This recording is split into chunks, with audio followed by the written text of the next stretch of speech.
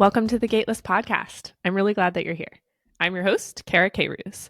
This is where you'll find conversations with self-made women who share their playbooks, their tips, their actual experiences on the journey to success. I also chat with experts and practitioners of mindset, stress, productivity, emotional and mental health, because if you're listening to this, you're somebody that bets boldly on yourself and you care about optimizing how you feel, perform, give back, love, and just move through the world. This podcast is here to help you become the absolute most incredible version of yourself in life and in business. Be sure to subscribe to the podcast so you never miss an episode. We really appreciate your feedback and reviews. The only way that we grow right now is from you sharing your favorite episodes with your family and friends on social media. So thank you for doing that. Go do that big, cool thing that you've been dreaming about today. Hi, everyone. Welcome to this episode. This conversation was so much fun. We had a guest that many of you, I think, will know, Corporate Natalie. And she was so open and generous in just sharing her whole journey. We started with what she was doing before she had a big personality of Corporate Natalie. That's obviously a very successful personal brand. How she decided to take the leap and start posting on social, kind of some of the ick and cringy moments that happen when you're first posting and you don't have a following yet. She shares her strategy for actually building her brand into a business and all of the different facets of the business, some of which I didn't even realize. She actually founded a virtual assistant company and she talks about that. We dig into motivations for doing this, guidance, and some mentors that were really critical in her journey along the way.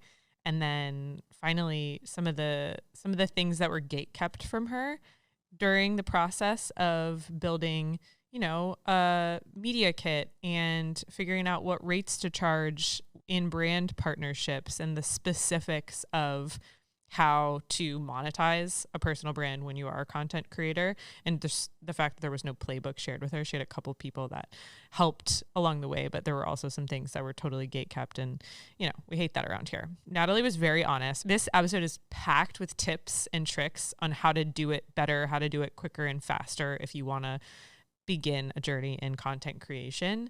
And, obviously she's a funny gal. So it was just a good chat. I think that you will enjoy this episode. And with that, welcome, Natalie.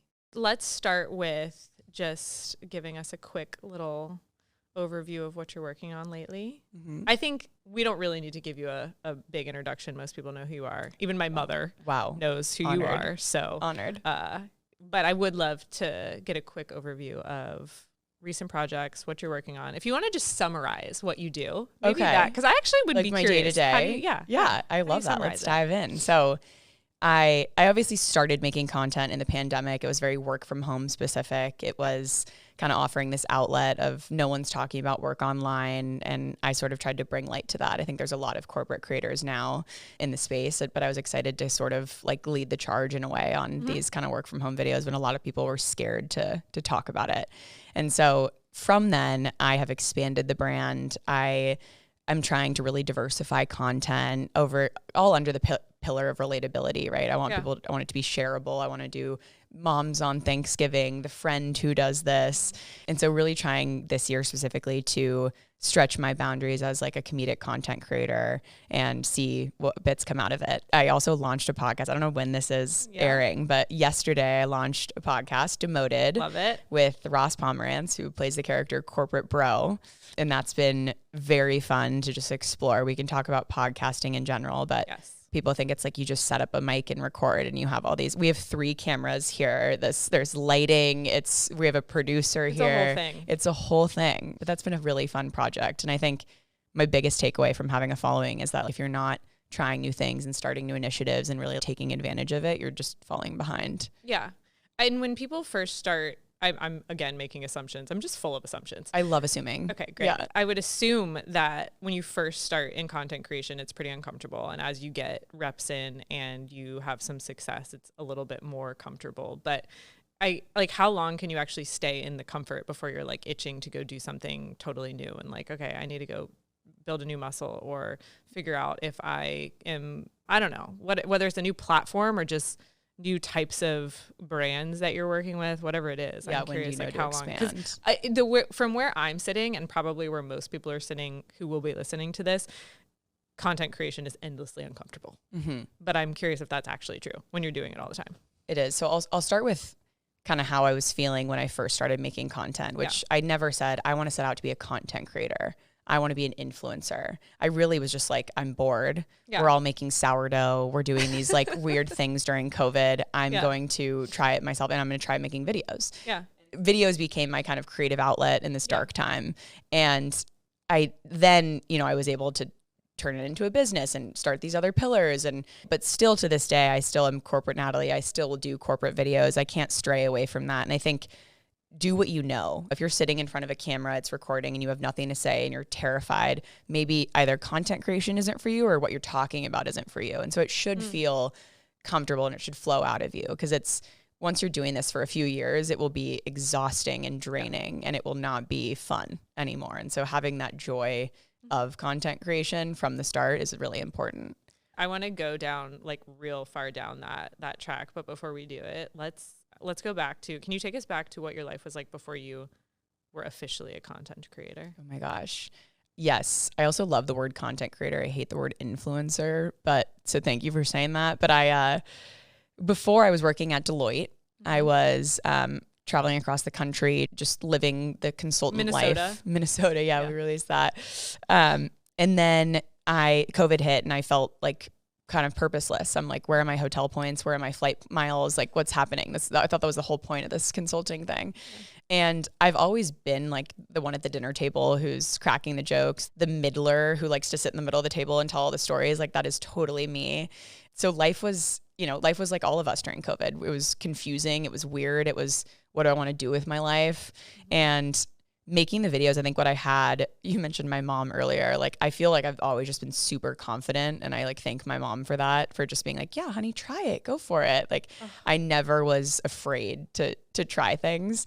And I put my like pride aside and the videos were not perfect. They were not entirely funny in the beginning. I had to work some kinks out, but what I did was I posted them.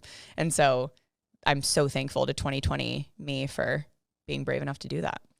Okay, to have a mom that makes you feel like you can try anything is such a gift, or just someone in your life that makes you feel like you could try anything. Yes. Was that I think you, maybe I know some knowledge about promoted and demoted words, but I know that we're demoting Delulu. Yes. But was this like a Delulu situation that you carried throughout your whole life and you were just like, let's go for it, Natalie, let's do it, who cares? Like, it's interesting. Yeah, on God. I don't think I'm Delulu necessarily, but I think people who are Delulu do way better. They're just like, I am going to be the best. I'm more sarcastically Delulu. Like my first video I made, I sent it to my friends and I'm like, I'm going to be famous, just so you know.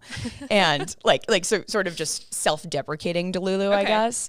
But I'm also very risk averse. I knew when I was making these videos, I was afraid of Deloitte finding out. I was afraid of getting fired, of course. But I knew that Bruce was a fictional character. I was building this sort of fictional world and I wasn't hurting anyone or tearing anyone down individually. And so sticking true to that allowed me to keep going with the videos and be confident in that. But I think less Delulu, more just like, okay, I'll give this a try. Like I started a jewelry company in college and I learned how to make one necklace and I'm like, okay, well, I'm going to sell these for $20 each and sell them on the corner of my, the library and see how it goes. So I've had that like confidence and entrepreneurial spirit, I think, my whole life. That's cool.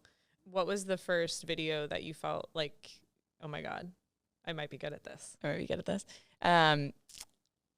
made a day in the life video I was seeing all these day in the life videos of these girls and their matcha and their affirmations and their journal. I'm like, how do you have time to do all that? Or wellness day. Yeah, wellness day. Every day is just yoga and whatever. And great question. I'm like, I'm rolling out of my bed at 7:59 before my 8 a.m. meeting, looking terrifying in my robe, like messy room, trying to blur my background so my coworkers don't see it.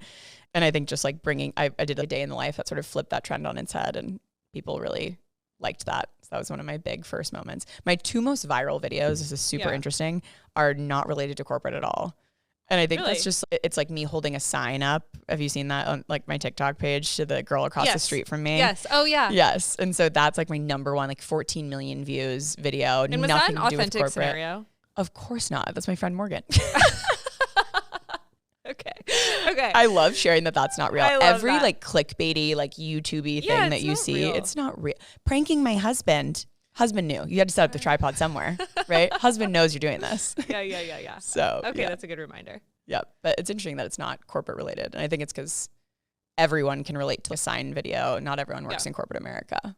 But so you said that if you're the person that is terrified speaking in front of a camera, it's probably because like maybe content creation is not for you, or you're just not excited about what you're talking about.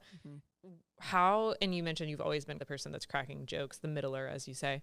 I love that. I think the funniest people and the most witty people are also the most in tune with emotions, like very high EQ, very smart and intelligent and aware of what's happening in a room. Do you feel that way about yourself? And have you always been that way? Like, were you the little kid that was totally engaged in a conversation and also heard what Uncle Sam in the other room was saying, and you were like later making a joke about it? Like, I don't know, man. Callback. It's called a callback. Yes. Uncle Sam. Yeah. It's an interesting question. I mean, I think me as a person, I want to go into every room and I want everyone to love me. Like, I truly want to feel like everyone's included, everyone's having a good time, everyone's laughing. And I think I translate that to my content. Yeah. I think also with just finding something that worked for me, like I really knew corporate America work from home life. I was really living that and experiencing that. And so I'm able to speak on it. But if I were to try to do like a Pilates, come with me to my Pilates class, you don't want to see that. That's horrible. I don't know that very well. I'm still working on that. So I wouldn't want to quite share that on publicly. But thank you for saying that I have a high EQ. Let's cut that as a social clip, Talon, and just use that about me. It's true, because to understand the humor in the like dynamic, multifaceted nature of humor, especially in corporate situations and scenarios, it's not for the faint of heart, but it's also not for the people that aren't watching and listening and actually understanding what's happening. And the flip side of that, which I think is it's really hard when you're starting making content, is realizing that not everyone's going to love you. Yeah. And that's totally fine. Having a cult small following is better than having, doing something you don't love and trying to be different than the person you are. And so it's okay if you don't like Corporate Natalie. That's totally fair. There's a million other creators you can follow. And just having to accept that as a person is very hard, but it helps and it's liberating in a way. Okay, so you're at Deloitte, you start posting because you're working from home, isolated like everyone else is, and you find the humor in it, which is cool. At what point did you say, okay, if I got intentional about this, and like, did you have a business plan? How did you, how many years out are we talking that you plan? Yeah, I'm in 10 years, I'll be at the Oscars. Yeah, no. At what point did you pivot from, okay, this is fun and I am getting joy and this is like relief from a pretty dark time, to, wait a second, I can make a business out of this? And like, how do you view your business in general? I guess that was two questions. So you quickly realize when you start making content and growing a following that brands reach out very early in the process. I think I had 10,000 followers on TikTok, and Twisted Tea reached out to me to do a brand deal, and they paid me $500. And I was like, that was my first. And I was like, I am rich. Like, this is unbelievable. I posted it on my Instagram for free because I was like so proud of the video and wanted everyone to see that I did a brand deal, which now I know you can actually charge for that. That's kind of a different thing. But I was just, I learned that like these brands are reaching out to these kind of micro creators, and I was like, okay, there's something in this. I viewed the content creation world quite judgmentally. Like, I viewed people like, you do silly little dances on TikTok. That's not a real job. I have a real job. I'm working at Deloitte. That's not the case at all. These people are doing very well, building very successful businesses, and to judge it is only hurting me more. So I kind of leaned in and I took my true corporate Natalie self, coming from a corporate space, building these decks and talking in meetings. And I took that and applied it to the content creation space.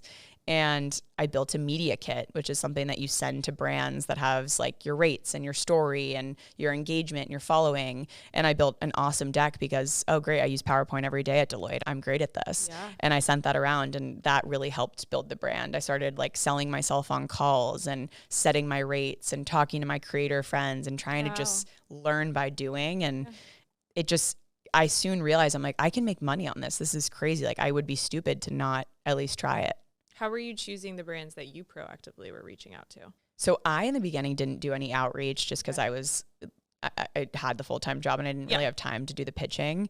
How did I choose the brands to work with? However, I would take anything. In the beginning, I was so honored that they wanted to work with me that I was like, okay, great. I'm promoting this. And I would never be the ad of like promoting the product here. Yeah. I would try to organically weave it in. But I think in growing, a following and building trust with my followers, I'm now like way more selective and have like a full audit process for who I work with and why I work with them and what's their mission. And I'm, proud to say that I've narrowed down my kind of brand whore mentality that I initially had. How much do you feel like you can actually control the content that you're creating, even when you are working with a brand, versus just having to, like, inevitably it's obviously going to feel a little bit more inauthentic's not the right word, but it's an ad, more scripted. Right? It's an ad. Maybe a lot of people that would be considering getting into this are doing it. Actually, I shouldn't even say the wrong reason. Who cares if you're getting into it because you want to make money, but you should be getting into it because you want to create good content and not necessarily be an influencer. Yes. Do you have a perspective on that? Yes. Be a creator before you become an influencer. You need to create content for you. You need to create content for your audience. You need to build that kind of brand equity before you start selling people. And so if you go into it saying, I want to be an influencer, that's a horrible way to approach it. Like, who are you influencing? You have 0 followers. That doesn't make sense. Yep. But if you go in wanting to be a creator and create content and kind of give that content to your community, that's a great approach. And then if the brand deals don't come and it's a little slower there, that's okay because you're in this kind of just create mindset. You asked how are the brands a little more like prescriptive with what you say. I think from the beginning, I've always been very intentional on, I want it to be humor first. And I would see the ads of holding the product and it's like, I use this because it does X, Y, Z for me. And I hated that. Yeah. And so I tried from the very beginning to be very creative about how I approach ads. It's like the coworker who's never at their desk and it was my first Dell ad and I'm just holding my Dell Latitude 9440 running around the grocery store doing all these things. And I was like, okay, so there are creative ways where I can take a creative brief and kind of make it my own. Yeah. And I think it depends on the brand. There are a lot of brands that have rigid guidelines or they want this set or they want you to be a part of their XYZ campaign. But doing it my own way has been very fruitful. And I think brands come to me for that kind of creative energy. Do you have thoughts of being canceled because of something that you might say today that's not going to age well in a year or 2 years? Yes, of course, always. I know at my core and what helps me sleep at night is that I'm never trying to tear down an individual or a group of individuals ever. That's not why I make content. That's not what I'm here to do. I think just with doing this for now 3 years and hopefully years to come, things change and standards change. And with AI too and deep fake stuff, that's really scary to think of. You could twist my words and make something that really isn't anything I would ever say or stand by. And that's of course a fear. I just have to tell myself that that's never my intention. The other thing with brands is some brands have, PR things that happen that you might have worked with them in the past and now something terrible happened and you're kind of affiliated to that brand and that's completely out of my control. So I'm always thinking about all of these things, but I have to kind of rest my head at night and not let it overtake my mind. Yeah, that's fair. How would you describe your business? Because you're like, it's a lot more multifaceted than it was when you started. Mm-hmm. Like, there's tons of brand partnerships, but you have a podcast now. Do you consider yourself a marketer? Or I know it's content creation, but like when you describe your everything, like when you describe your business. Yes. Or even if you're not describing it to anybody, because I don't know how many people ask you, describe your business to me. Yeah. When you think about it for yourself, how do you categorize it? And maybe I'm trying to put you in a box that I shouldn't be because I'm not about that. No, you're not putting me in a box. Don't worry. I feel very free to roam around. I don't feel like I'm in a box at all. It's a good question. And I think I try to approach content creation as a business. And I think Hollywood and the industry and the influencer space always tries to create space between the creator or the actor or whoever it is and the brand. They always try to create space where I'm the manager, you talk to me, you talk to the agent, you don't really speak to the talent. And I hate that. I think I want to like hold hands with the brand. I want to meet with them directly and talk about the creative brief and work something out together that's beneficial for both of us. I want to meet your executives and your creative team and talk to your copywriters. And to do that, I haven't actually signed with a big agency or a management firm. I do it all myself. I hired someone full time to be my kind of in-house agent manager. And so when I talk about like the business overall, I like to say like we sort of run like an in-house agency of one. And so that's part of the business. We do all the brand deals in-house. Obviously, like the paid partnerships falls under that. I founded a virtual assistant company with my roommate called Expand VA, where I pair virtual assistants with creators and influencers needing help with kind of that administrative burden. I just launched the podcast, which is another potential revenue stream. Obviously, we're not monetizing now, but more of a cost center now, if I'm being honest, but it's another pillar. Tax write-off. Yeah. And then I do some advising in social media, like consulting for companies trying to build their brands on social media. So those are kind of the pillars right now of the business, if you were to ask me at this point in time. And hopefully that grows. I think my dream in like 10 years would be to have like stop making the videos and my face is almost out of it. And it's like a self-sustaining product or service that can run without me. So that would be the dream. Cool. I'd forgotten about the virtual assistant company. Was that out of your own need that you had somewhere through this process and you wanted to create it out of experience, or where did that idea come from? Yeah, my own need. And I actually had a virtual assistant through another company and just realized it's a kind of a different skill set for creators than just the typical like admin work. And so I wanted to specialize that for the people who have a full-time job who started making, you know, videos and are trying this on the side and need help with managing that inbox and scheduling the content and merging the work calendar with the personal calendar. And so I found it to be pretty helpful for the creators we work with. So you made the decision to not seek representation from an agency and have your own in-house brand management team. Person, executive. She's sitting over there. Yeah, she's Annie? great. Yes. Annie. Did you have guidance from somebody to do that? Or was that just an intuition that you had because you wanted to figure it out? And like you explained why that you wanted to stay close to the brands that you were partnering with and understand their business and their motives and what they were trying to achieve. But more so than that, like I would imagine from your seat when you were just getting started, or at least to the point where you were even considering representation, you're like, wait, there's this whole behind the scenes world that goes down with negotiations, identifying good fit brands, planning for the future, figuring out how to do all these different pillars of your business. Did somebody tell you you could probably figure this all out yourself, Natalie, or was it totally self-generated thought? I mean, you're a smart gal. Smart, not the smartest.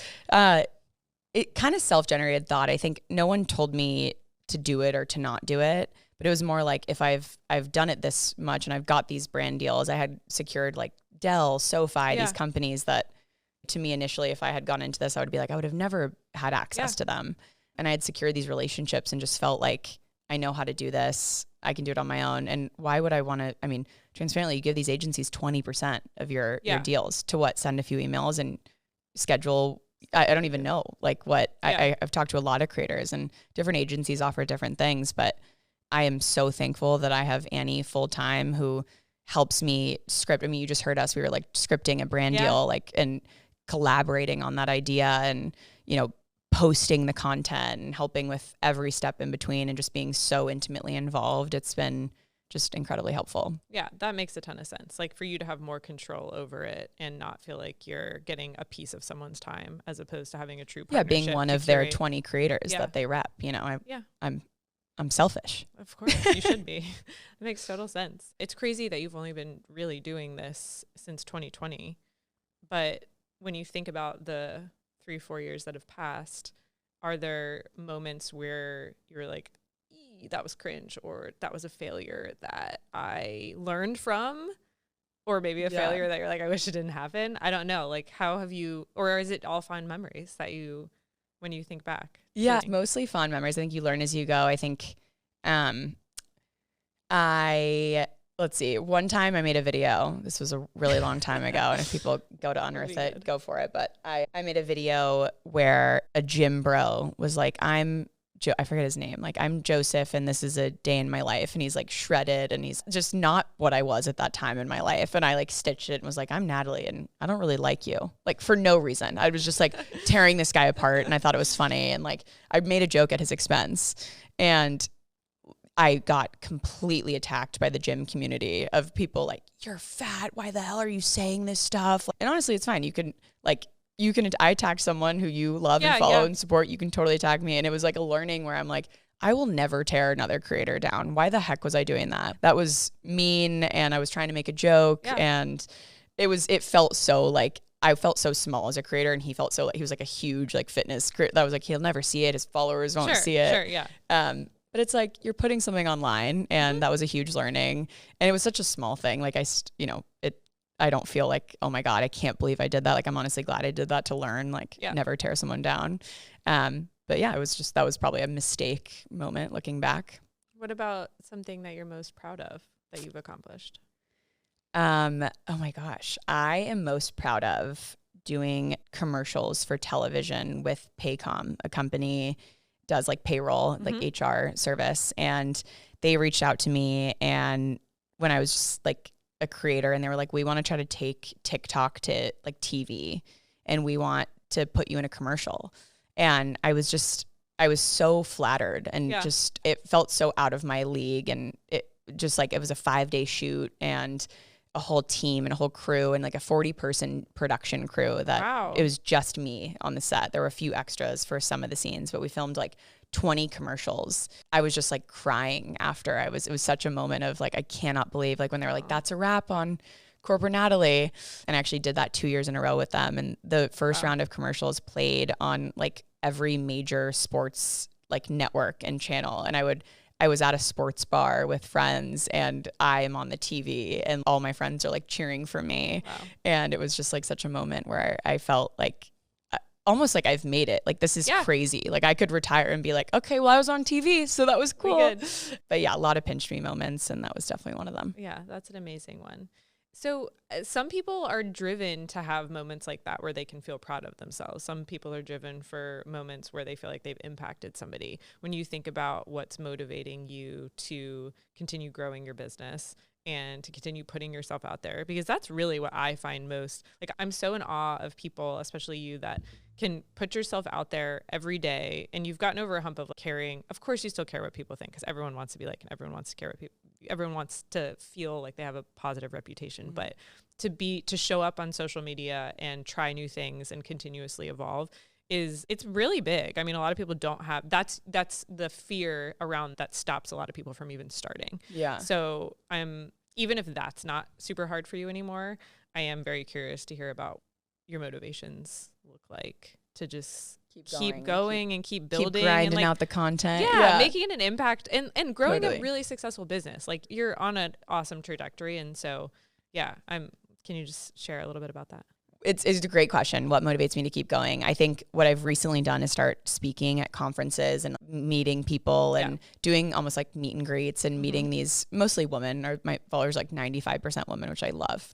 It's much better that way. Yeah. And getting to meet people and hear their stories and hear that I've changed their life in a way or brought them joy on their day to day is so incredibly fulfilling. And I think that keeps me going to want to do more events and just meet this community of awesome women who support me, and I want to support them in that way. So yeah, it's been very uplifting.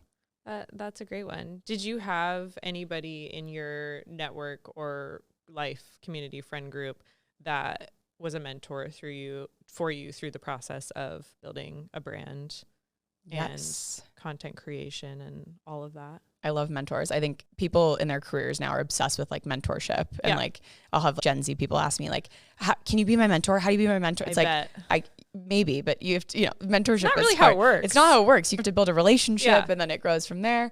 So 2 mentors I'll mention. One is Victoria Garrick, who is one of my best friends. We were speaking about her earlier. Yeah. She has always said, you're so funny, you should go into content creation.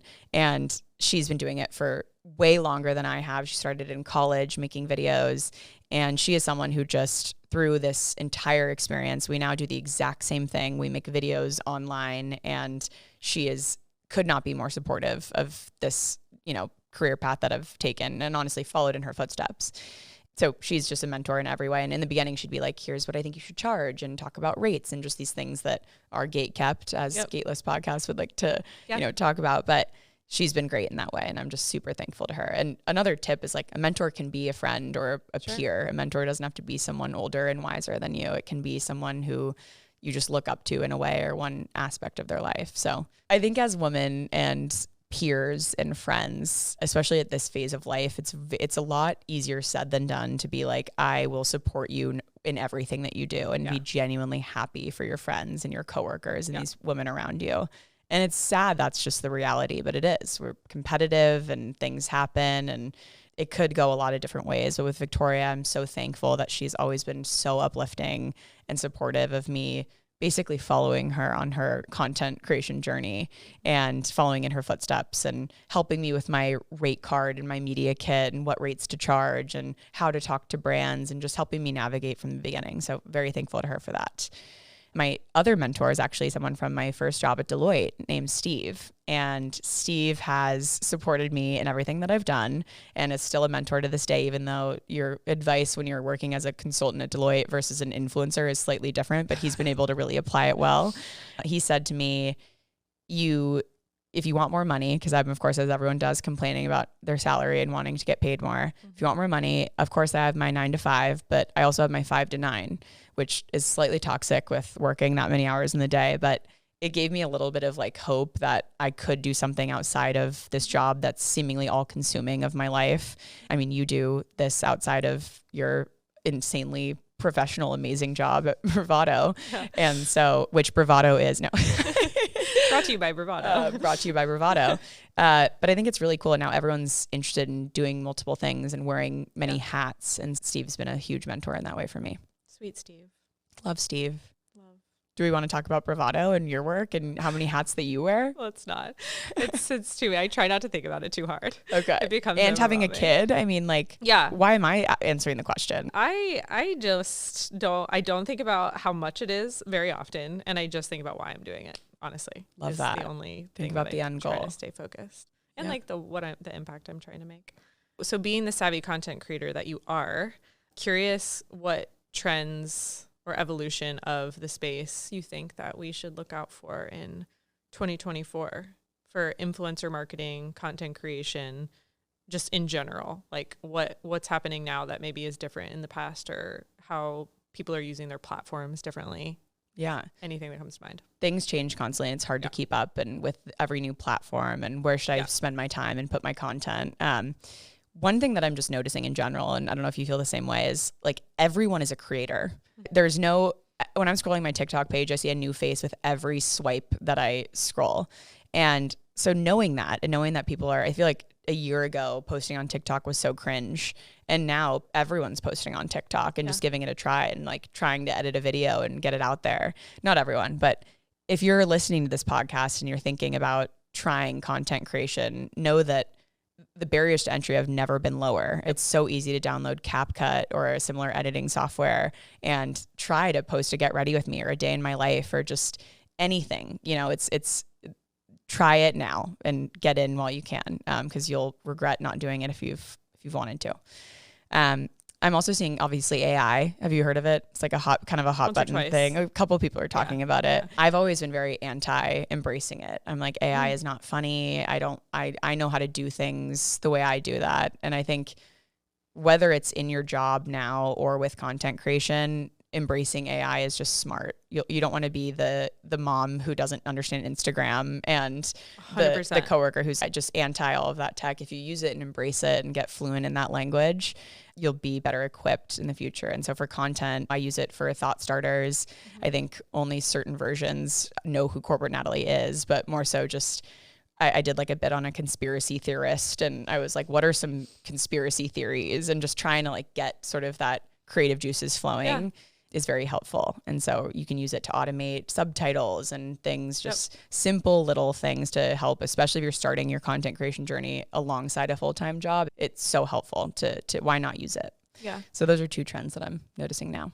What about anti-gatekeeping advice? You talked about how Vic was so helpful to you and just sharing the playbook of how you can negotiate rates and put together a media kit and all these things that maybe you wouldn't know how to do. For our listeners, people that might be considering taking the leap and just starting, they've got something inside of them. They're funny. They've got a mission. They're like mission driven in some way, whatever it is.